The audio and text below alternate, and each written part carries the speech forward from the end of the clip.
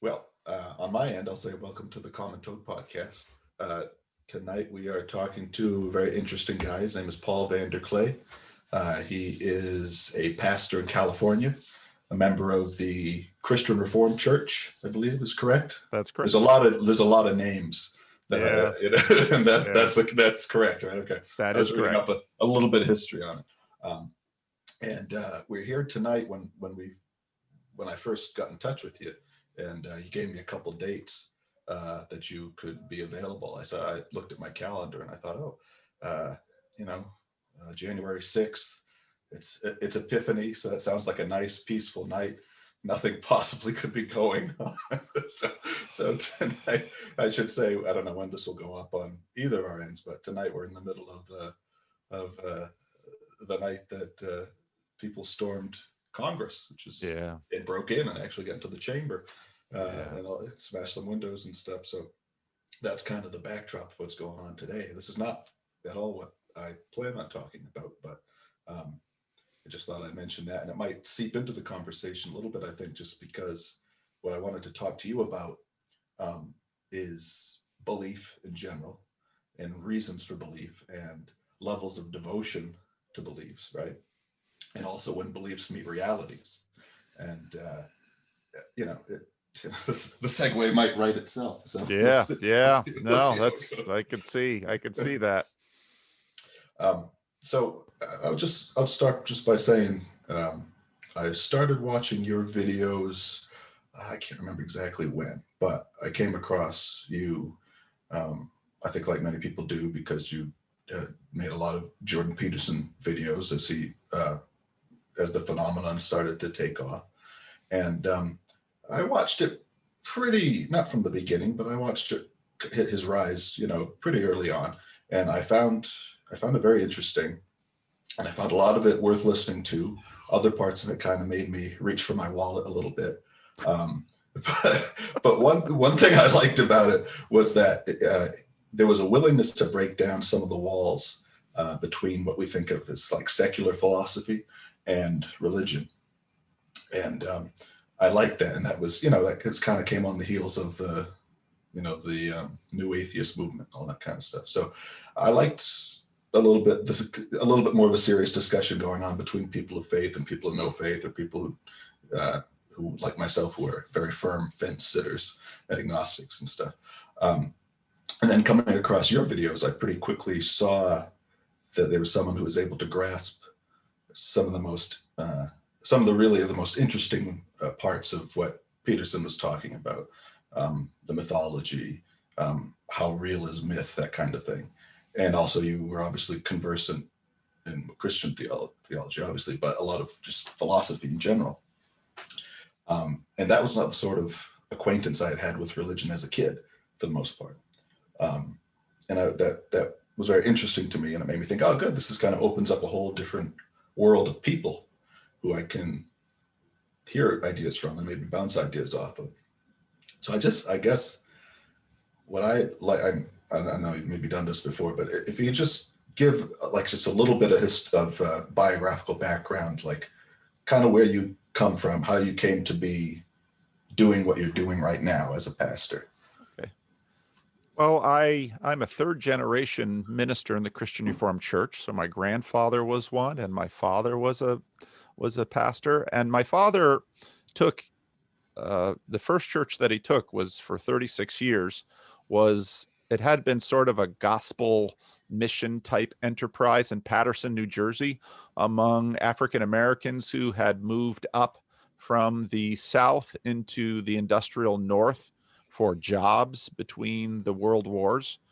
And then by 1960, the people in the Christian Reformed churches of the area wanted to sort of transform this mission into something of a church. And so they called my father straight out of seminary. He had grown up in the Midwest, in mostly farming communities. And thinking back, I can't imagine he had had any experience with African Americans at all. And so he transformed this little mission into a congregation, which was mostly Black. And that was where I grew up. But also on the other side, the Christian Reformed Church had a long history of Christian day schools, and the Christian Reformed Church had tended to be quite Dutch in its background. And so I'd go to day school with a lot of descendants of Dutch immigrants, and weekends living in and worshiping in a mostly Black community. And so that really set me up to sort of understand at a very implicit level cultures from a different perspective. So I spent my first 18 years or so doing that. Then I went to Calvin College, which is the college owned by my denomination, and studied history, and then went to seminary at Calvin Seminary in Grand Rapids as well, and eventually was married and was in the Dominican Republic as a missionary for my denomination for a little over 6 years, and then came back to North America and eventually took this congregation here in Sacramento, California. And the context was similar to my father's, but the racial dynamics, the social dynamics in California is a little bit different than in the New York metropolitan area where I grew up. And so the cultural spectrum was quite a bit broader. So not just African Americans, but Hispanics, Asian communities, significant Chinese community, Japanese community, Southeast Asian communities, and in the particular neighborhood where my church is, a lot of different ethnic groups. Plus, in this neighborhood, which has been in decline since the 80s, fair number of group homes, homeless people. A lot of that I was quite familiar with in growing up in Patterson, and also worked with Haitians in the Dominican Republic, mostly Haitian illegal immigrants who are laborers in the DR. And so, but at the same time, always had an interest in theology, philosophy, and sort of blogged, wrote in various listservs. And so it was always engaged with things of the mind. So I was just kind of doing what I've always done. I'd often take a few years to really focus on an intellectual that I thought was important. I took a number of years taking a close look at Tim Keller and his ministry in Redeemer Presbyterian in New York City. And then Jordan Peterson came on the scene. And the first video I saw of Jordan Peterson was the suspender video, where students were angry about his refusal to use certain pronouns. And what impressed me about him was that he sort of kept his cool, and he didn't just yell back at them. And he was trying to make a rather sophisticated point in the middle of a mob. Nuance is usually the first casualty in any mob scene. And that sort of drove me deeper. And it very quickly connected me. I intuitively began to connect him with a far deeper problem that I struggled with as a pastor, which was the divorce between kind of the technological scientific world we live in public and this historical world, a world of the Bible, let's say, that I preach about on Sunday. So, for example, if I'm preaching on Genesis 1, and my denomination is sort of a moderate denomination because it originally was sort of an ethnically cohered. So it was conservative enough that it wanted to take the Bible seriously, but it was also European enough that you would learn about evolution at Calvin College. And that was always a source of tension and friction. Yep. And so on Sunday mornings, people read Genesis 1 about separating light and darkness, and there's this firmament, which is sort of a bowl. There's waters above and waters below, and the sun, moon, and stars are within the firmament. And then everybody at the same time goes out, and if I would ask them, is the world round? They'd say, of course it is. And say, how do you know? Well, we see the pictures from the moon. And so here we've got these two worldviews that people are living with side by side, and mostly sort of either avoiding or having conflict over the places where these two worldviews don't fit together. And I I listened to Jordan Peterson, and especially when the biblical series started, that was fascinating because here was someone talking about the Bible in a way that the liberals weren't talking about it, in a way the conservatives weren't talking about it. It was a different way.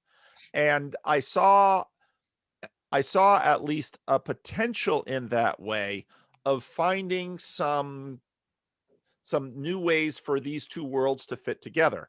And I also immediately noticed that I was just reading comment sections on Reddit or on YouTube videos. People were saying things like, gosh, I was a big fan of Sam Harris and I thought Christianity was stupid. And then I listened to Jordan Peterson and now I want to read the Bible. I'm even thinking about visiting a church. And I'm like, what's with that? Yeah, Because as a pastor, your ears kind of pricked up. exactly. And so I'd also been, for years, I'd been writing on a blog. I'd do quite a bit of writing. I was thinking about maybe writing a book, but just working in a local church, I realized that if I had wrote a book, no one would read it because so much of the population doesn't read books. So I was sort of interested in YouTube, and a member of my congregation who wanted him and I to have a TV program on public access downtown. I wasn't going to do that. So I said, well, let me just take videos of us talking and I'll throw it up on the YouTube channel that I'd used to record sermons so that if people missed a sermon, they could find it. Yeah. And so that was the beginning of the Freddie and Paul show. And so I I was think already I've seen an episode or two of it. yeah. So I was already playing around with YouTube a little bit. And then I thought I was at the time reading Neil Postman's Amusing Ourselves to Death. And I thought there's something about this Jordan Peterson moment and YouTube.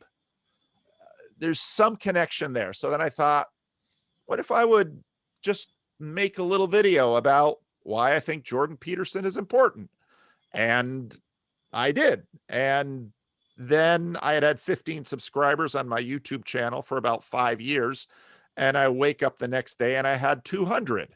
And Yeah. it's like, and you got to realize this church is a small church. And it's like, oh, well, that's interesting. Well, maybe I'll make another video. And then there were 500. And when it hit 2,000, you can find the video where I said, well, this is kind of enough. I was looking for some more conversation partners. I wasn't looking for anything bigger. And then people began to email me and tell me their stories and ask, can we Skype? Can we talk? Okay, I'm a pastor. This is what I do. So I started doing that. And then I began to notice that the conversations were coming around and around to the same subject. So I asked, can I record this? And yes. And then after the conversation, I'd say, would you mind if I shared it on my channel? People be okay. And then that took on a life of its own. And then people began writing me because they wanted to not only have these conversations with me, but they wanted to have these conversations with me publicly so that others could join in the conversation. And that led to a local meetup group, and that led to a Discord server, and everything has just sort of kept going for the last 3 years.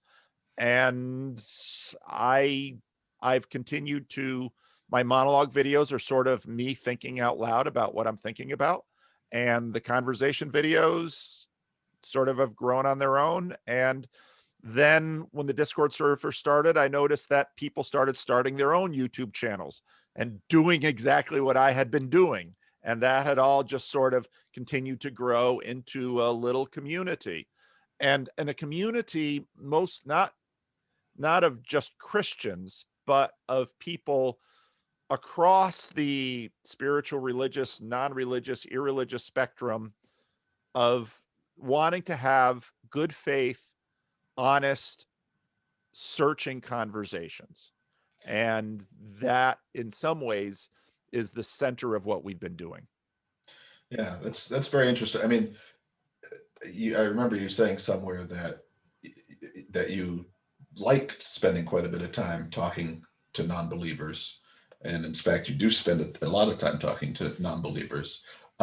Is that something that came out of this, or was that something that had always been the case with you? And is it something that when you watched your father preach and do his work as a pastor, is that a similar approach that he took, or did you find yourself in a totally different context in that sense?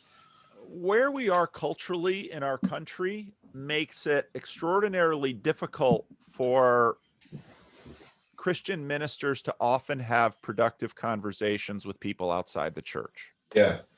Part of what I was involved with for my first 15 or 20 years before this whole thing was involved with was helping recruit church planters and helping support them as they planted churches. And many church planters very quickly learned that if they want to grow a church, not simply by attracting other Christian people, but by actually engaging in important conversations, what they'd often do is go into coffee shops and try to find one way or another to have a meaningful conversation with someone who is not interested in church at all.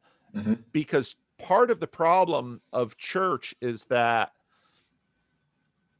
so often you are paid by the people you are talking to, and what that develops is a very insular community. Right. And so the conversations going on in church are very different from the conversations going on out there in the street.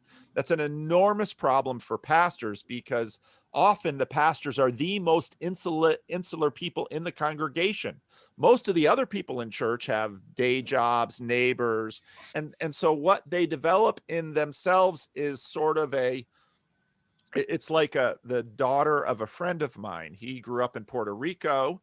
He married an Anglo woman. He lived in Sacramento. And so he decided for his kids to learn Spanish, he would speak Spanish to his children.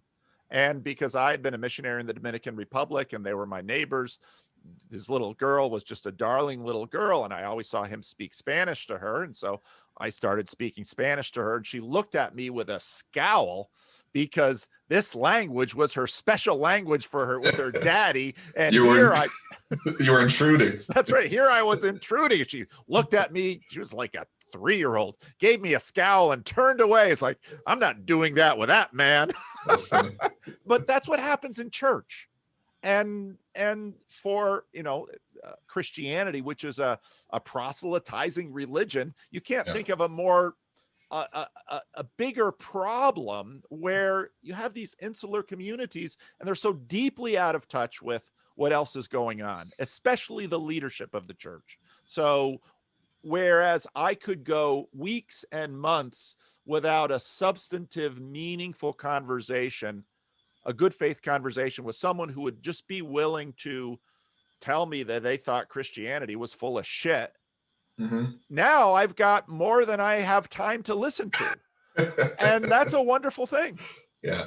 And I have a sense too that there are people on either side, Christians and non-Christians, who, there's kind of a mutual fear of the, like George Costanza's universes colliding thing. I mean, there's a kind of a feeling like, I don't want to get there. It's not that that I'm intolerant of your belief. It's just that if I get stuck in a conversation with you, I'm not going to know what to say, because I don't even know if I have the language to talk to you, anymore. And one of the interesting things that came out of, at least in the United States, out of the new atheist movement, Christopher Hitchens and Dawkins and Sam Harris and Dennett and all that, even though those confrontations were so, in some ways, it was all about creating the drama of confrontation, and there were sparks and sometimes some insults and stuff like that, and some straw men, right? But it almost was like an opening, like the opening line in a person-to-person conversation where, you say something that kind of, the other person's like taken aback and they're like, whoa, who's this guy here? But then you go home and you think about it. It's like, oh, that was an interesting thing. Like, that doesn't usually happen to me. I don't usually get talked to like that, right? And then you just, there's a natural curiosity that comes out of that. And so it seems like this second or whatever wave of discussion between people of faith and no faith, or people who don't know what they think, is more like, okay, we had that initial like collision.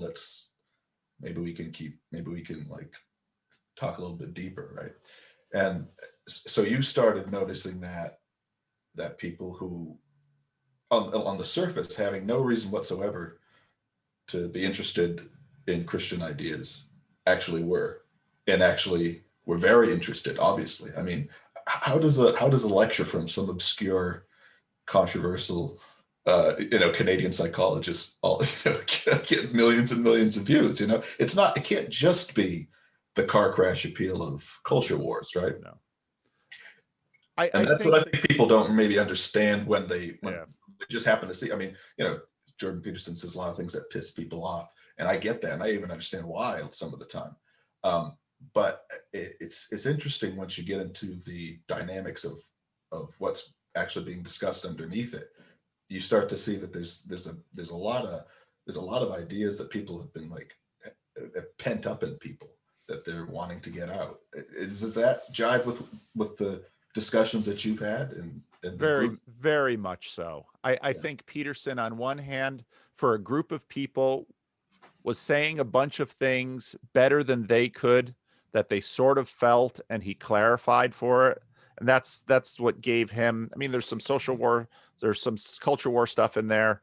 But also another thing that he demonstrated was that there is and he said this many times, there is an audience out there that was able to interested in long form, serious thought and discussion and good faith conversations. Right. I think, what you said a little bit earlier, I think is exactly right.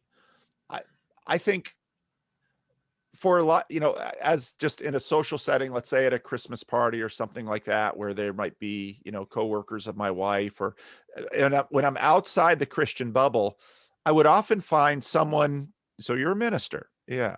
It takes a little while for them to, okay, I want to know what kind of minister you are, because I see them on TV and I don't necessarily want to find myself trapped in a situation that I can't get out of. But I do have some questions, and I'd kind of like to talk, but I'd like to be able to get out fast if I can, in case this gets bad the way I've seen other things like that go bad.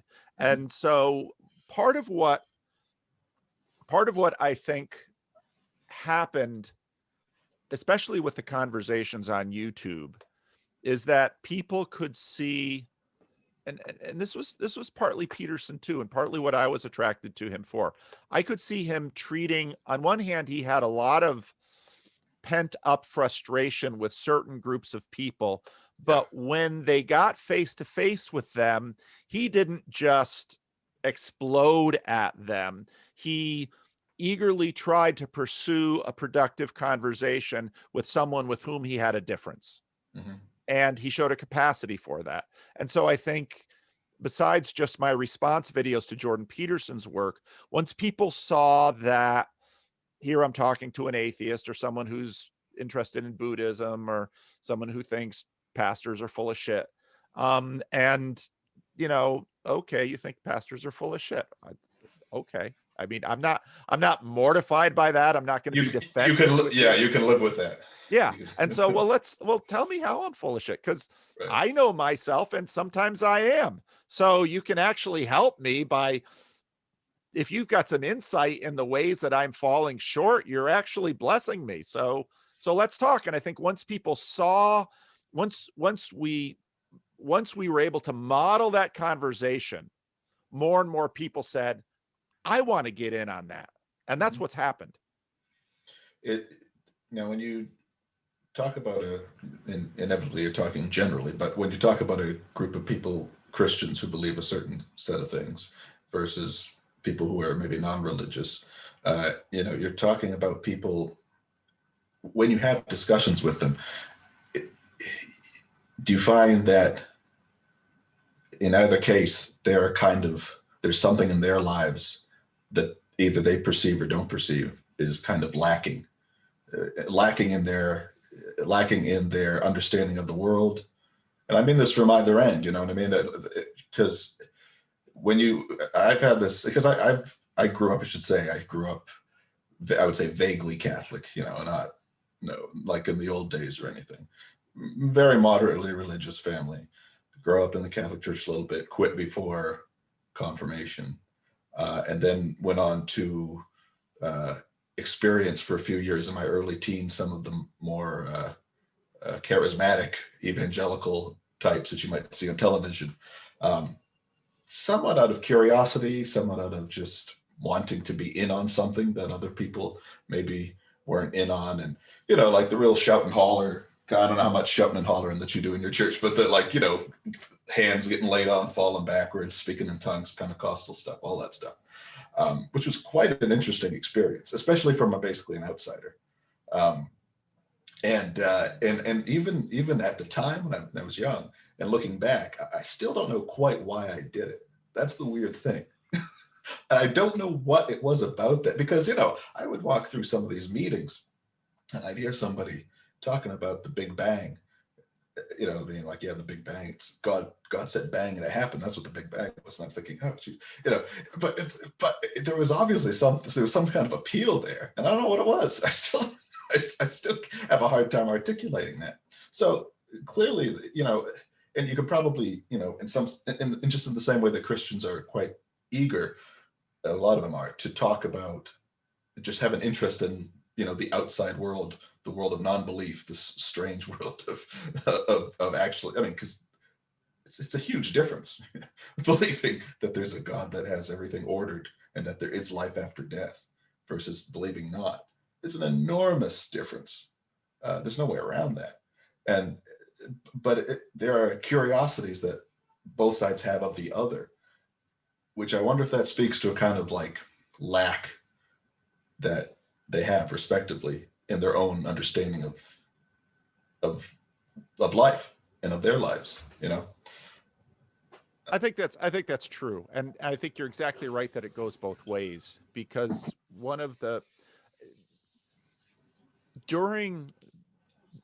it often surprises people to hear that the period of per capita church attendance in America reached its peak during the Cold War. A lot of people imagine that, well, back in the 18th century, everyone used to go to church and it's just been slowly going down since then. That's not true at all. Mm-hmm. It reached its peak during the Cold War. And so another thing that has happened has been the rise of course, first the printing press, but then radio and television. And it used to be that, at least in the Western Hemisphere, the Bible had a privileged position and was quite well known by many, many people in places in Europe that had state churches. Mm-hmm. Religious education was just part of the school curriculum. It didn't mean you went to church, but you were taught something about the Bible. And in the United States, that was true as well, but more on a free market system. And that has fallen away dramatically in the last 50, 60, 70 years. And what that has meant is exactly the dynamic that you are noting, where you've got now people who are living next to each other, and there's this, what one group of people says is a really important thing in their life, to the degree that they're giving away 5 or 10% of their income. They're not going to coffee shops on Sunday morning. They might not be doing sports on Sunday, all of this stuff, which used to be fairly ubiquitous. Yeah. Everybody sort of understood a little bit of what those religious people were doing. And so you didn't have to go look, but now suddenly you've got both sides, and there's been a pretty significant decline in identification with Christianity since the end of the Cold War. And that's especially accelerated in the last 20 years.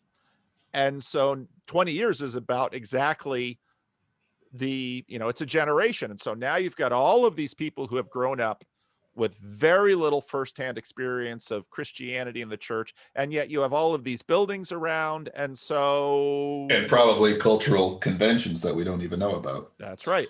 And so both sides have been curious, and it's just been a little bit, I think, because of the increasing, let's say, thickness of mass communication, television, radio, and now the internet.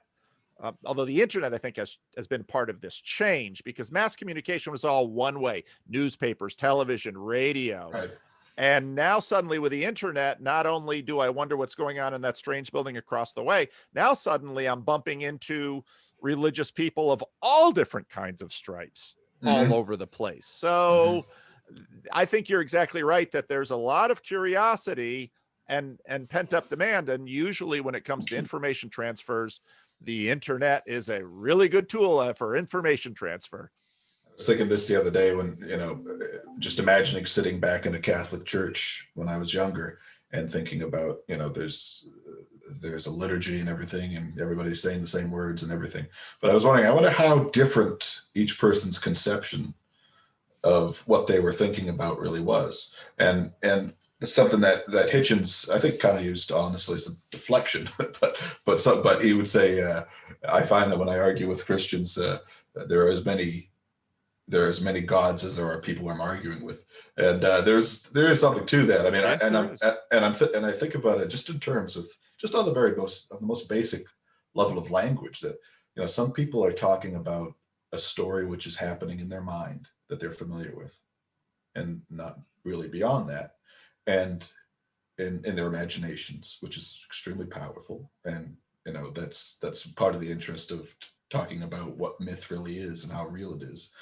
And in the subconscious. And then there are people who are talking about a story that involves something which they believe actually literally took place physically in our world, right? And it's still unfolding in its physical reality. And there are some people who think about that only on when they're prompted to on Sunday or whenever they go to church. And there's some people who think about it all the time. And it kind of dawned on me, without being a Christian, I feel I kind of think about it more. I think about religion an awful lot for some reason, and maybe more so than people who would call themselves Christians. But it all comes down to this question of how we organize our minds internally, because there's all these different descriptions of what we believe respectively, and I don't even know. Like the two versions that I say, the version of something that's the version of the story in the imaginative power versus the real belief in the physical reality of what happened. I don't even know if those two versions are different or the same. I don't even know where those two cross over, and that is where human language breaks down for me.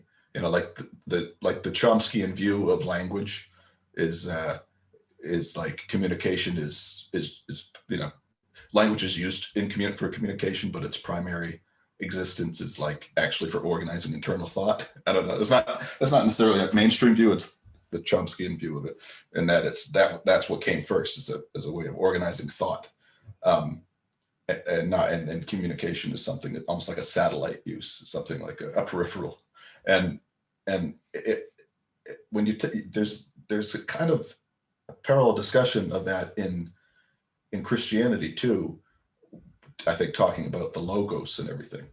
And I was wondering if you could, when we start talking about things like logos and what Christians mean when they talk about the word and God was the word and all that sort of stuff, it's extremely interesting and mysterious to me, but I can never quite bend my head around or wrap my head around what they're talking about. What does that mean to you when I say that? Because it seems like it's very much just associated with our brains and the way language operates in our species, which is unlike any other species. Well, that quote comes from the prologue of the Gospel of John, and there's actually a tremendous amount of history behind that. And what John does in that prologue is in some ways really connect Athens and Jerusalem, because the John scripture, the Hebrew scriptures, begin in Genesis 1, where God speaks the world into existence out of the tohu wavohu. Let there be light, and there was light. And to give an indication that this isn't just simply labeling physical things. He doesn't call the light in Genesis 1. He calls the light day. And it's like, well, wait a minute, what's happening here? And so the beginning of the Gospel of John then says, in the beginning was the Word, and the Word was with God, and the Word was God. Now, I just said that in English, But the Greek word logos, I actually just had a little conversation with someone who told me, said, in the Reina Valera, which is the Spanish, in the beginning was the verb. And if I say verb instead of word in English, word sounds like a noun and verb sounds more, it's a noun, but it's more like a verb. And Yeah. so right away you get the sense that this is getting complicated. Yeah. And the logos from Heraclitus through the Stoics and the Platonic tradition, Middle Platonism, and then eventually all the way to Neoplatonism, this logos was in Greek philosophy something of like an organizing principle that in fact began to take on instantiation and agency to the degree that it almost became a second God. And so when the beginning of the Gospel of John makes that sentence, he takes Athens and Jerusalem and puts them right next to each other and makes an assertion that both Stoics, it was one of the main philosophical traditions at play in the Eastern Roman Empire and in the Western Empire for that matter too, and this growing group of renegade Jews who were spreading in popularity in the empire begins to put the conversation together. And so actually I just preached on this last Sunday. And so what happens during these liturgical seasons is you wind up preaching on the same text over and over. So as a preacher, so I was like, okay, how can I get into this text yet again? I always wonder that for people who've been doing it for 30, 40 years. and so I dig into a different little part of the passage. And so I was getting into, so logos is this Greek term, lego is to speak. So that's the verbalized form of the word. And so then digging into that and some of the etymology of the word, basically to speak has lego before it was kind of the physicality of the word was about gathering. And that on top of all of the Jordan Peterson stuff that I had looked at, I'm in quite a bit of conversation with another University of Toronto scholar named John Vervaeke, who's been very active in this little corner of the internet where we've been he's not a Christian, he's a non-theist, and but we've been working on a lot of these issues. Jordan Peterson in his first biblical lecture talks about the fact that we watch each other act things out. And, eventually the language comes. And I mentioned to my church on Sunday, let's describe this room that we're in. Well, in any given room, there is more, you could spend more time than you have to live just focusing on the complexity of that room, because you can look at it historically, metaphorically. You can go down to the atomic level where now the location of the particular particles are uncertain because of quantum mechanics. I mean, you can exhaust a lifetime just describing one room. But if I say we are in the sanctuary, what I have done is I have taken thousands of years of history and meaning and all of those things, and I've compressed it all the way down into one word. Okay. And so that's what words do. I also often use the illustration that if I'm in the church building and a dog starts running around, suddenly there'll be chaos in the room because everybody will be like, why is there a dog running around in the church? And then if I say it's my dog, and it got out, suddenly order is dispelled and chaos emerges. And everybody can stop watching the dog and continue to listen to the sermon. So what the logos does is that the logos brings order out of chaos.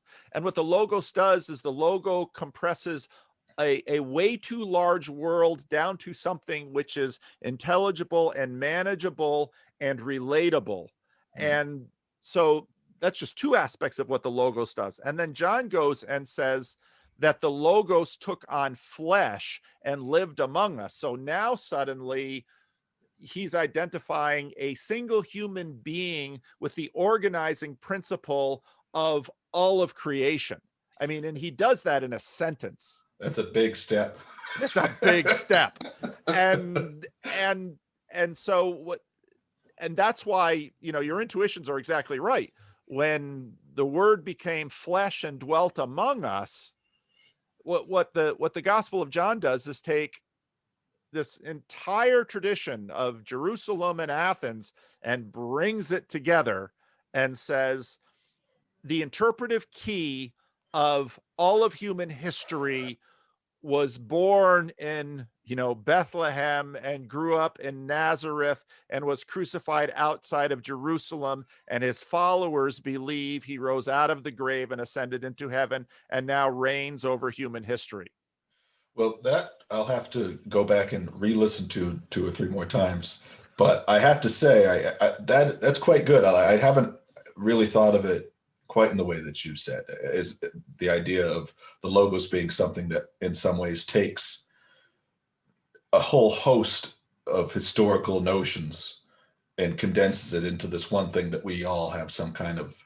Reminds me a little bit of what, like, I think I remember G.K. Chesterton saying something about before we learned that we shouldn't fight each other for this moral reason or that moral reason. We understood that we shouldn't fight each other in the sacred place, right? There was some like intuition where like, oh, normally I would try to kill you. I'd try to take your wife or your food or something like that. But we're going to agree to just not do that because right now we're in the sacred place. Because we're in the sanctuary. And again, just that word has enormous power. And no, that's right.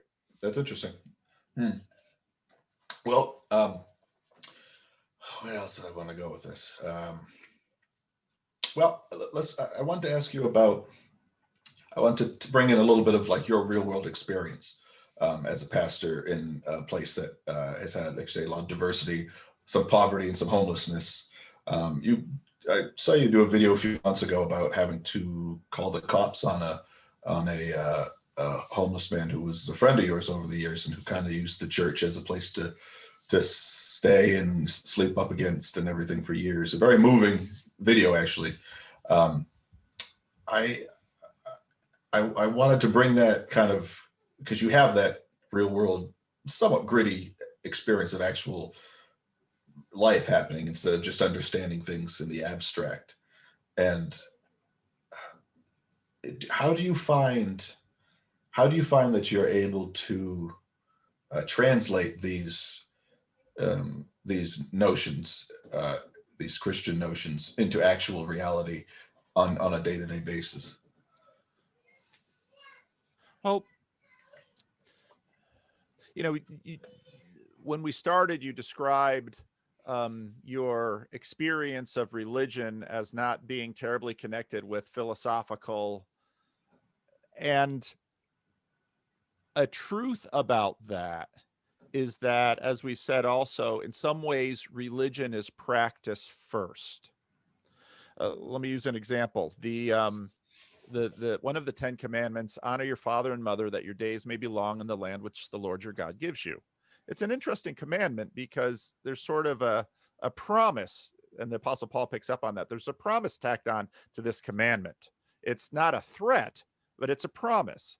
And scholars have noted for a long time, well, that's quite interesting. And if you think about it in terms of psychology, developmental psychology, children who grow up watching their parents care for their own parents will likely grow up to care for their parents because they saw it happen. And even if no one said, here's a rule, and unless you follow through with this rule, God's going to get you, you don't even have to say that. One of the things about us is that we, as children, before we can even construct narratives and reasons, and before really half of our brain comes online in the way that we understand it now, we absorb the first drafts of our world around us. And a big part of that are our parents. And that then in many ways gets into religion. Part of the difficulty of, let's say, Protestantism in its focus on the Bible alone is that language is always only one half of the thing. And so deep within Christian traditions are practices that might not be written down, but are carried over from generation to generation and generation and passed down, sort of like parents taking care of children, watching their parents take care of the grandparents will likely grow up to feed their parents so that they can live long in the land because their children are taking care of them and there's no social security. Yeah. So I was, so like I mentioned, I'm a third generation Christian Reformed minister. And my grandfather pastored during the Depression and then during the Second World War. And then he took a church in Canada after the Second World War. And there were mostly Dutchmen coming over after the war. And those Dutchmen had lived through the German occupation, which was not a gentle occupation. And they didn't have the language for it. But I would imagine many of those Dutch immigrants came over with what we call today post-traumatic stress disorder. Yeah. And I remember growing up with stories my grandmother would tell of how poorly many of the people in those church treated each other. And so a good bit of what my grandfather did was if a Dutchman showed up in this little town in Ontario, Owen Sound, Ontario, the train conductor would call my grandfather because he knew he was the pastor, and the pastor would come over and take the family into his home and give them a bed to stay in and try to figure out, you know, who was the sponsor. And, you know, this is what pastors have always done. And also my grandmother would tell stories of how hobos would show up at their door. And the hobo, of course, is kind of a Depression era word, people who would ride the rails. And then one day she noted outside on the street, she noted a sign on the telephone pole just outside the street, sort of a star. And she went down the street and she saw that it was like Mark, Mark, Mark, and then star. And what that meant was from the railroad station to my grandparents' house, the hobos had marked, you can get a meal here. And Wow. so they would knock on the door and my grandmother would, you know, they were quite poor themselves because the churches didn't have money, and she would fix a meal and she would feed these people. So my father grew up doing that. And then he goes to Patterson. He doesn't know anything about Black folks, but I grew up helping him, oh gosh, move people, deliver food, help people out of a scrape, do something like this. Many of the people were, you know, there's mental illness involved. The church had started a drug rehab facility next to the church. So I grew up just, you know, recovering heroin addicts were just the people we went to church with. How did And that feel to you as you were doing it? What was your experience at the time? as a kid, you don't know any different. This is the only Yeah. life you've lived. And so Yeah. to me, it was natural. Yeah. And a lot of these recovering heroin addicts were pretty fun guys. You know, they had seen a lot of the world. They had a good sense of humor. I mean, they're almost all African American. They liked music and they liked kids. And so we'd have church campouts. And so we'd go camping together. And so then when, you know, I actually, after my time in the Dominican Republic, had two job offers, and one of them was to this church. And I remember visiting the search committee of this church, and I sat down with them and I very quickly realized this church was kind of a mess and they didn't have their act together. And then my first day I showed up here at the church to sit in my office and start preparing sermons and calling people and the stuff that pastors do. There's a homeless woman sitting in the middle of the parking lot with a suitcase. And so what do? You bring her in, you see if she needs something to eat, you talk to her, and you know, see if you can help. But again, watching, you know, my grandfather did this, my father did this. This is just what you do. Now there are Bible stories about it, Yeah. but you just keep doing what you know how to do. And these traditions live generationally.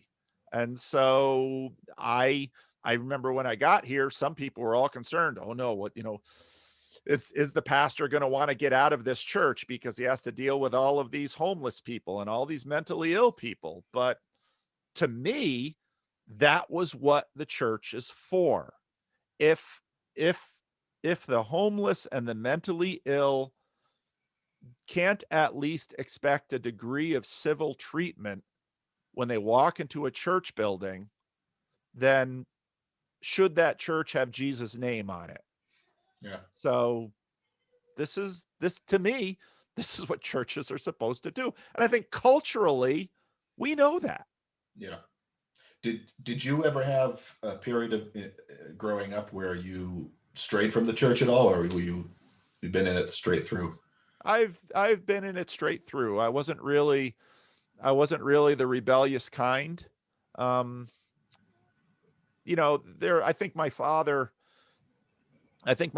had some regret about how much of, let's see, my childhood and the childhood of my sisters he missed out on, because if you are someone who can lend a hand in a very poor area of a city, there are innumerable people who would like you to lend a hand. Some need it more than others. And so he had some regrets, maybe that he worked too much, but I, you know, I wasn't bitter or resentful, and I didn't really want to be a local church pastor. I was much more interested in education, and I thought going overseas as a foreign missionary, I would probably be teaching seminary or something like that. But then I wound up in a mission field where the average pastoral education was about a second grade education from Haiti. So I didn't get a chance to. I brought all these theological books with me, and I received far more of an education from those Haitian pastors than I ever gave them, because as a 20 something fresh out of seminary, I had a lot to learn about life, Yeah. and I learned it in spades from them. Do you think ultimately? I mean, I think we have a mutual admiration for Tom Holland, the historian, and he has a book that has made some real waves, Dominion, over the last year and a half or so, and that kind of talks about how a lot of what we take to be um, just sort of normal human behavior actually is totally informed by Christianity, whether we know it or not. And he contrasts it with his scholarly work and popular work too, as a historian, with the ancient world and how alien he realized it was to him. And he looked into why that was. And he kind of discovered that it had quite a lot to do with the flowering of Christianity. I can follow that argument pretty easily. I don't have a problem with, I mean, if when people say, look at all of the wars and the suffering and stuff that Christianity has caused, it's in that book, it's in Dominion, it's all over the place. I can look at that and say, yeah, but what compared to what, kind of, so I understand that argument, that if you just strip it down to the gospel message, that's I mean, considering human history and human ideas, that's a pretty straightforward force for good, I think. But what do you say to the person who just kind of doubts that the message is like potent enough to actually change people's behaviors? Because we have a lot of history now to look back on. We can look at 2,000 years of Christianity, and we can look at many more thousands of years, at least of recorded history, not that much more than that, but and we can see the moral attempts made to either perfect humanity or improve it. What do you say to the person that just says, okay, people, even if people know what they're supposed to be doing, they just kind of don't do it? And so far, the cudgel of the Bible has not been enough to. Yeah. I don't argue with them, because one of the things you learn very quickly, we talked about sort of the inside and outside the church perspective. Sometimes, especially in a political realm, people will look at a pastor and say, oh, there's that pastor, and he believes he is against abortion, or he's against same-sex marriage, and he's got all of those people that he's talking to, and he's all going to convince them to be against it. Well, a couple of things. Number one, often pastors are more greater captives to their church congregations than anyone else. And often the pastors who don't reflect the beliefs of their church often find themselves without a job pretty quickly. For the reason that people imagine that, and this is a strange fantasy that people hold, given the absolute ubiquity of the evidence that you can change people's mind by telling them what's right and wrong. Mhm. People don't work that way. I mean, is it a mystery that smoking causes cancer? Is it a mystery that you are healthier if you eat right and exercise? These are not esoteric secret beliefs. We are bombarded with them all the time. And it doesn't mean that bombardment is completely ineffective, but human beings are by no means that direct. We are utterly, utterly complex. And so much of what Christianity teaches is so difficult and in some ways so counterintuitive that I think it's frankly a miracle any of it is believed or tolerated at all. Because one of the most honest things I ever heard on Christianity was Jonathan Stewart on the Daily Show, who once made a comment to people, which I have this experience a lot, kind of says, Jesus Christ, have you ever actually read the Sermon on the Mount? There was a Christian who was teaching at Texas A&M in the heart of the Bible Belt in the 1980s, of students that she could reasonably imagine, many of whom were raised in Christian homes, and in a freshman English class. And she handed out the Sermon on the Mount and just kind of said, here's the Sermon on the Mount, read it and write a response paper. Most of the students hated it. And for the obvious reason for one example, which would be turn the other cheek. Yeah, that's a You tough might one. watch movies that think you turn the other cheek. Someone will say, oh, how noble. No, you usually get hit again. That's what happens. And so the whole thing about Jesus, it's pretty amazing. It has not only endured, but people are still say, oh, he was a great moral teacher. And I think, have you read any of the New Testament? Because that's a pretty weird takeaway. I love the part too in the New Testament where the rich young man comes to Jesus and says, "Oh, I love what you're doing. This is great. How can I help?" And he says, "Well, you just give up everything you have and follow me." And he said, and I hear a lot of like contemporary life, people looking to do good or have this feeling of what we should be doing what's right, and the guy's just like, what can I do really? It's like, can't I make a reasonable donation? Yeah. You just, like I said, you give up everything and then follow me. And he's like, oh God. But he goes away upset. Even that story. I mean, earlier you asked about, this disconnect between people. And this is why, people whine and complain, well, maybe the church is going away, maybe Christianity is going under. I don't think so, because here's someone who had earnestly, according to the account, devoted his life to being a good person. And he comes to the point to recognize it's insufficient. Right. So then what will you do? That's a big thing, right? Yeah. Everybody wants to feel like, and does feel like, no, I shouldn't say that, but people definitely want to feel like they're a good person. And that if they're doing something wrong, it's not because they're a bad person, it's because of some kind of circumstance that gave them, they had no choice.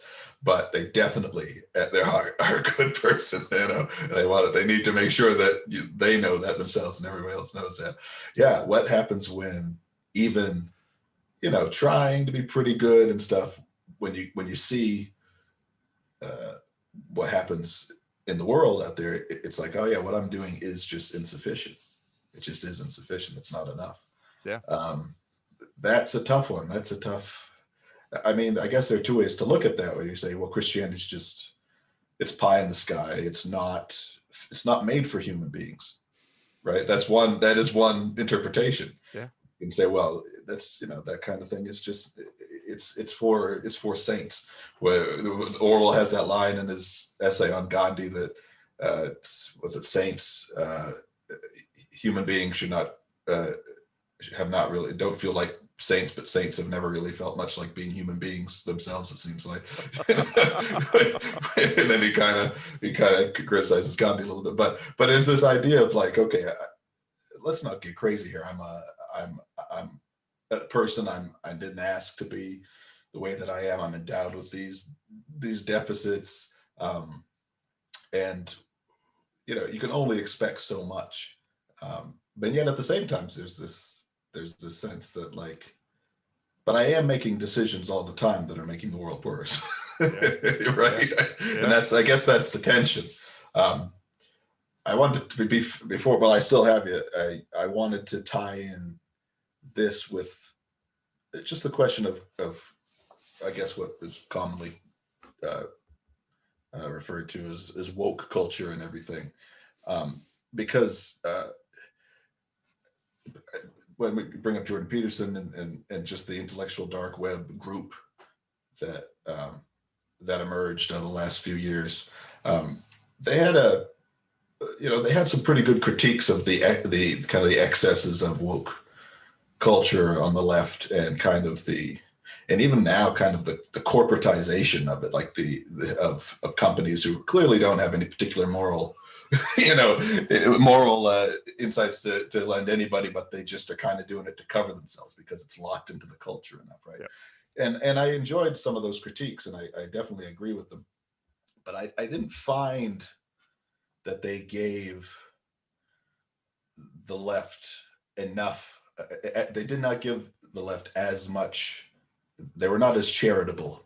They were as they were to people on the right, for the most part. I'm not saying it as a complete blanket statement, but that was the tendency that I discovered. They were, even if they disagreed with things that were happening on the right, they kind of approached it from a position of empathy. And I mean, like Peterson, even the Weinstein brothers who are left in politics, their tendency to what they focused on had to do with kind of left-wing excesses. That's fine. That's an important conversation to have. But it was missing a kind of balance, I think, that they thought they were devoid of ideological bent, and I don't think they were. Robert Wright talks about this a little bit in one of his newsletters. And but when I read and listened to Tom Holland, I think he had a kind of a really interesting take, which put a piece of the puzzle in that was being left out of the conversation. And I wanted to read, I have a book that I've been reading about the Pilgrims. This is Saints and Strangers. Oh. It's an old book by a guy called George Willison. I don't know who he is, but he talks about, it's basically just following the Pilgrims, England to Holland and back, and then eventually making it to the New World. And I just started it, but there's this amazing passage when it talks about the way that they were criticized by the established church in England. The bishops and most Orthodox Anglicans professed not to be surprised by everything they were doing. And they had the most amazing insults. They said, and who are these painted sepulchres, whited walls, these Jonahs, these new crept in caterpillars, this plague of Egyptian locusts consuming all in their course? One could readily tell them, quote, by their frequent and far-fetched sighs, their continual elevation of their eyes, their meager physiognomies, solitary countenances, sharp noses, by the cut of their hair, made even with the top of their prick ears. But there's a bunch of these insults. But then it made me stop when I read this next paragraph. So most of this was patent nonsense, the usual obloquy heaped upon the unorthodox in all ages. But it would be idle to deny the frequent charge, true even of the Pilgrims at times, that the separatists were a factious lot.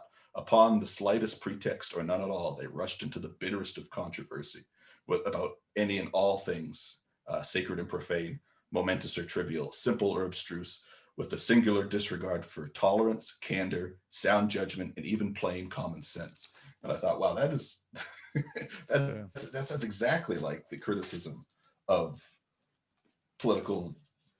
left-wing political discourse online and elsewhere now. And I thought, I was thinking about it, and it struck me as like these kinds of things were happening back then. And what Holland seems to show is that he doesn't take a position on woke culture, because I think as a historian, he knows the stuff that was in here, and the stupid infighting, and the like just kind of outrageous lack of willingness to deal with each other's different ideas, and the canceling, that kind of stuff. all of that was plainly bad, but it also bred these movements. It bred a certain amount of inner light, which allowed people to, for example, pursue the abolition of slavery. The Quakers came out of the Protestant tradition, and things like that. So I liked the fact that he was not going to jump on board and say this is the way it should be, but he was willing to say these are complicated phenomena. This is a huge phenomenon, and you're going to get good and bad out of this. Yeah. Does that make sense? I mean, and then I look reading this book, I'm like, oh, this is what let's just say in the Western world, the history of Christianity is just this continuous unfolding of this just mess of fighting and disaster and people being unfair and violent towards each other. And at the same time, it's just it's like tending this light of what should we do next? What's the right thing to do? Yeah. And I don't know. I don't know if you have a response to that. I just kind of rambled for a while. I think that's true. I mean, if your response to the woke is just to be venomously anti-woke, you're not producing much. I grew, it's never been, again, based on my story, where I grew up, what I saw, who I went to church with. It was never a question to me that to be African American, in Patterson at that time, the Puerto Ricans were starting to come in, the Dominicans and people from all other places in the world have come into Patterson since then. But it was never unobvious to me that to be Black in America in many, many places was harder than being white in America. That was just never a question for me. And what that means is that there are additional burdens that these individuals bear because of racism in the culture. And I've also lived long enough to see a great number of things improve on that score, but I'm ingrained enough in a community to know that it doesn't all go away. Yeah. I also lived in the Dominican Republic for a time where I watched Haitians and Dominicans and sometimes Puerto Ricans. And then, of course, me there with my big gray eyes and my hair wasn't white then, but my white skin. You saying you didn't quite fit in? No, and my accent, which was horrible. So, part of the, I also often felt that at least Peterson in his better moments was often more balanced on this than he was sometimes in his worst moments, and definitely more than how he was portrayed often by the New York Times or other people who I think that's right. Yeah. Feared his popularity. Mm-hmm. So one of the things that before I read Tom Holland, I came to a lot of this when in my own denomination, my own little denomination, I began to notice the fight ramping up around same-sex marriage and how the church should respond to that. And on one hand, I basically began listening to what I saw as a more political and less overtly Jesus-like response to it. And my problem wasn't that to be, whether it's an ethnic minority or a sexual minority or a poor person or, someone who has a struggle by virtue of not being well represented by the majority of people. My question isn't that layer and layer and layer down, things aren't harder. My question is always, how do those who have power recognize the sometimes unintended, sometimes intended consequences of their quite natural actions to keep them comfortable and in control? That's how people work. We Right. we seek after comfort and security. And once we have it, we try to keep it. That's almost exactly what it means to be a human being. Yeah. And what I found in Christianity was an answer to that, which is a narrative whereby someone who ostensibly, if one would believe the Christian message, one who was God empties himself of all of that privilege and tells his own disciples, if you want to be the greatest in my kingdom of heaven, which is coming online now, you need to be the servant of all. Mhm. And this is, in his opinion, the way that all of these power balances are to be dealt with. You know, he didn't run an activist campaign to tell the Romans what oppressors they were. The Romans understood what oppressors they were, Yeah, and there they was no liked it. ambiguity with him. That's right. And so Holland nails that directly and is able to show how over Christian history, Christians themselves have had to deal with the fact that when Christians gained power, they start behaving in some really non-Christian ways. And this is a regular thing. And so fairly early on, looking at what was happening in the country around the woke questions, I understood that this is a Christian civil war.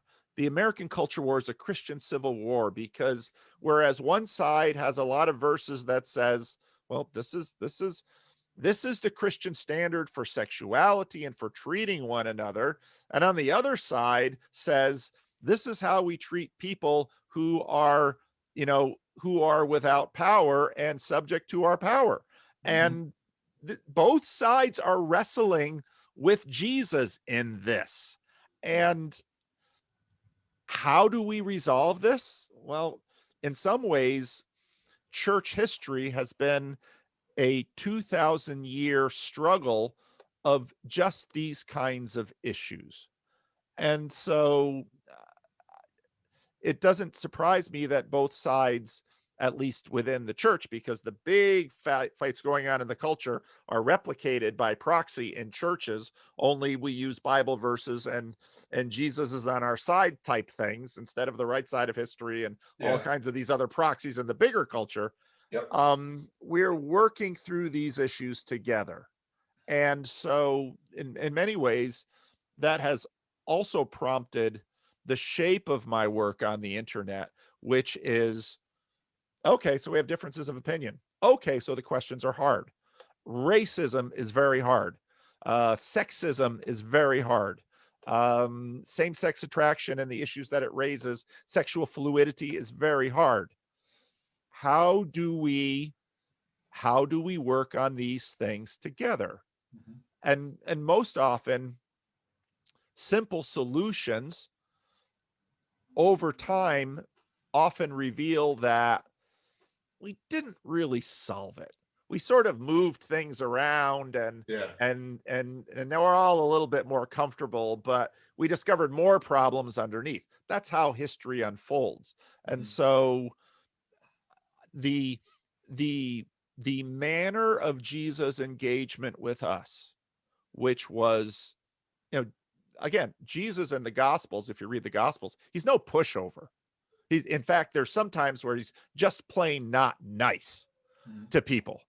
At the same time, the larger arc of the story is that he becomes the servant of all and a victim of his enemies, and he forgives them even in the middle of his execution. He asks for their forgiveness. And so it's this moment of genius which Tom Holland, I think, has showed. This has fundamentally changed the world. But the implications of this and how we work this out with respect to a whole myriad of things around which human beings will fight. Yep. Well, here we are. So what are we going to do? Are we going to kill each other? Are we going to we're going to put each other in camps with blaring speakers to directly yell indoctrinations, you shall not be racist. That's not how people work. And I think at the center of the story of Christianity is that how do we change? Sometimes when we look down and find blood in our hands, when, just as you said before, ostensibly we thought we were the good guys and discovered that we're not really that innocent and we've got blood on our hands. Yeah. It's often in those moments that a light goes on and we begin to realize maybe I'm not so good. Maybe I need to be a little more humble. Maybe I need to listen. And where can I find an authority that can wash the blood off my hands and forgive me? Because again, the old Chesterton story, which may not be true, you know, the newspaper does a thing. What's the problem with the world? G.K. Chesterton writes, I am. And there we are. And that's deep in our culture. But Yes. as we deal with what we have to deal with today, it's not so much that there will be a culture war. There'll always be a culture war. It's what kind of culture warrior will you be? Mhm. And I think Jesus is the definitive culture warrior who dies at the hand of his enemies and then rises on the third day. That's the Christian story. That's And it, yeah. I think we're still, even people in our culture who would be highly offended if you called them a Christian, actually in some ways play that out. Yeah. Yeah. It's an interesting thing because I was thinking about that in terms of literally believing it or not. And I found that it's actually quite easy as somebody who doesn't, I mean, I feel like I have I don't have religious beliefs, but I have quite a bit of religious feeling, which, you know, are kind of two different things. Um, uh, I can't necessarily argue my way into this, to a belief on the days that I'd like to. But it just so happens that I have strong intuitions about it. It's just the way it is. But, you know, it is interesting though, that when I started reading like Holland and some of these people recently who have been talking more openly about Christianity, you know, as story, as myth, not necessarily true or untrue, just that's part of it. The story and the myth is part of it, you know, and it's not as cut and dry as whether or not you believe that this thing happened versus not. You know, I found it very easy to go along with that. And I think that's because, you know, even if at the end of the day you don't believe in it and you only have the metaphor, it's like, what do I have anyway? Like, all I ever had anyway, if I was going to just be a secular person, you know, and all I have in my head are metaphors anyway when I'm trying to discern what I believe in morality anyway. So I don't lose anything by adopting some of this language, right? There's a quote that I saw that C.S. Lewis referred to that says, "The Son of God suffered unto death, not that men might not suffer, but that their sufferings be like his." And that's George MacDonald, who I guess influenced him and Tolkien and all kinds of that whole generation of Christian thinkers. And I guess that's the mysterious part. It at the very minimum requires mystery to know whether or not that there's, you know, redemption at the end of that. But the idea that just drop the whole thing about whether or not suffering is justified or not. People are going to suffer. You're not going to get around that. Yeah. But maybe you can get around pointless suffering. And that maybe that's the thing that's catching people's attention at this point. I just want to ask you before we go. I mean, you have like a certain amount of in all your videos, pretty much. You have like a kind of like an optimism. That's like an unstoppable optimism in spite of everything. And it's interesting because when I talk about writing a book, I think you should, but I think you should be about maybe your grandfather and father and your life doing stuff, and not just abstract stuff. Yeah. And, you know, but actually life experiences, because it's extremely interesting hearing about the intergenerational passing down that tradition of real work, you know, as a pastor. I think people would like it. But but anyway, you have this, you've had a life where you've been up close, like you say, with people who've been suffering a great deal. And I've been, I've seen interviews and some people in real life, not a lot, but people suffering from addictions and just terrible abusive marriages and things like that. And it must wear on you. But how is it that even in the midst of these circumstances, what preserves your optimism? Why do you still choose faith and not agnosticism at the end of the day? Because it's not like you're a person who just goes on autopilot and says, well, I was a Christian from here, and I'm never going to have to worry about thinking about it again. I mean, clearly you engage in this conversation all the time with people, an unbelievable extent. So what keeps the faith turned on? I don't think I could live without it. Because what's the alternative story? I mean, how many people are buried in the Great Wall of China? I mean, these people grew up on a little farm somewhere, and they were grabbed by some soldiers and made to work on some wall, and they were worked until they died of exhaustion, and they just were buried in the wall. And that story plays out throughout this world. And so part of my father actually did, after he retired, he wrote a little bit of a memoir, which is it's not a terribly well written book, but it's just full of stories from his childhood and then from Patterson and from all of that. But so yesterday I put my friend in jail, and after jail, the reason I put him in jail was there was a restraining order against him here. Yeah. Because he had attacked a member of the church, and so he's not supposed to be here. And so because he's not here, I have new homeless people to deal with, because the ecosystem niche is just here. And there's a vacancy. Yeah. Yeah. So I came Monday morning here early, and there was a hot plate plugged into an outside outlet, and okay, I know somebody's here, and the gate was open, and I walk in, and there's a man and the woman, and I said, okay. And they know the drill. So he just pops up and gathers his things, and he was the guy who had the hot plate, and took off. And that way I knew they weren't a couple. And she babbled rather randomly, led me to believe she's likely schizoaffective or schizophrenic. She's wearing the clothing of a prostitute. And so then, I usher her off as well. And these are just two individuals in this world. Well, how are we going to regard them? Are they fodder? Are they worthless? In all of my experience, nobody comes into this world hatched or spawned. Both of them had mothers and fathers.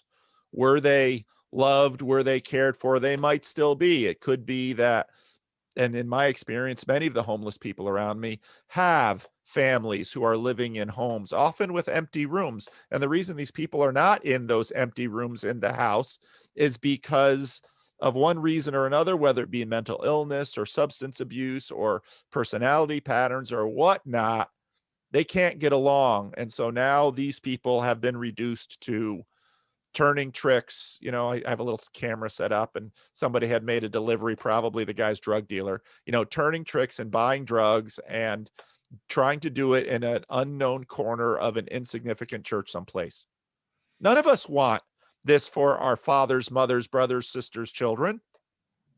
None of us want this. At least most of us don't want this. What are we going to think about a world like this?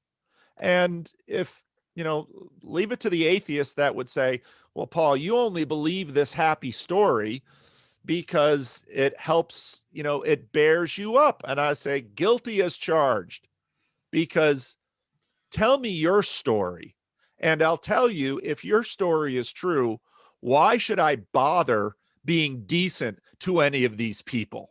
Why don't I abuse them too and get what I want out of them? Out of pride, because I want to be thought of as a good person? No, I need to know that all of the suffering of this world is not in vain. And then when I look at people like my father and my grandfather and my mother and my grandmother and how many other, you know, saints and half saints and quarter saints that I've known all my life who have, you know, in one way or another poured themselves out for people who didn't deserve it, that sacrifice also won't be recognized, respected, and somehow made right. And so, yes, it's hard to know that my homeless friend who will, I have a pretty good idea how he's going to die. I've seen it for my whole life. He's going to get hit by a car. He's going to OD. He's going to, at some point, die of exposure. He's going to get, you know, some form of hepatitis or AIDS or COVID or something. And even if he's swooped up by someone, he's going to spend the rest of his life in a nursing home smelling like urine. I know this. But I have been raised intergenerationally to believe that there is a God who sees and knows and cares. And the reason for that is because that God himself would become our victim and not hold it against us. And so, even though I'll tell you, when you come in on a Monday morning with your pastor Sunday hangover because you exerted all that adrenaline on Sunday, so Monday morning you're feeling a little grouchy and not like wanting to go to work, and you see these homeless people, you know, I didn't have a lot of patience with them.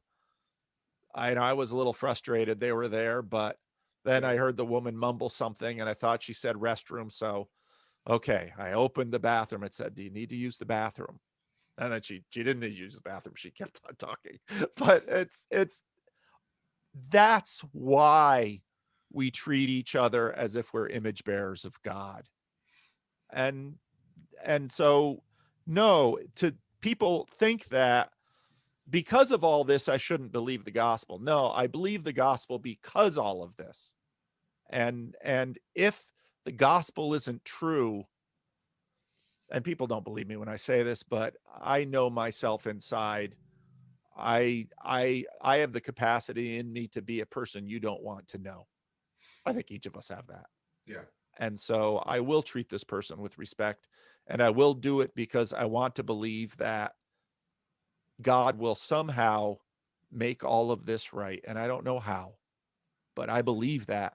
And so every time I help someone who doesn't deserve any help, I reinforce that in myself, that God cares about this person and I should too. Well, Paul, in an earlier time when I would listen to people debate Christians, and I would hear the Christians give their reply, I would, in my mind, write down these notes about, I think they made a little transgression there, or what they said isn't completely consistent, and I'd flag these things in my mind. When I hear you talk today, and also just in other videos that you've had, particularly when you talk about your personal life and the relationships you have in the real world, and in the videos, I find that list I have, just kind of crumple it up, throw it over my shoulder. I just feel like saying, "God bless you," instead of those things. I don't know what to do with that. It doesn't change my. It doesn't rewrite my understanding of reality to the extent that I have any understanding of reality. But there's a difference in my reaction to that. I just find it very. I'm not trying to mess with that. I'd rather be a little bit more like that. So, I guess let's pause it for now. I think that's a beautiful way to end it. And I want to thank you for agreeing to talk to me, a stranger, and thank you for your videos. And I encourage people to check them out, and who maybe haven't yet. And thank you for your extraordinary output. Put out hours like every other day. Oh my God, I can't imagine it. So. I've worked out a way that I'm very efficient at it, and you can still live a life. Yeah. Well, thank you for the opportunity to to share me with your audience. And again, as a Christian minister, when I started this, I thought, well, this is the most obvious thing that a Christian minister should want, but Yeah. apparently it remains unobvious to a number of people, but Well, it is a privilege. Well, I appreciate it. Thank you very much. All right. And, Thank you. thank you, Dan.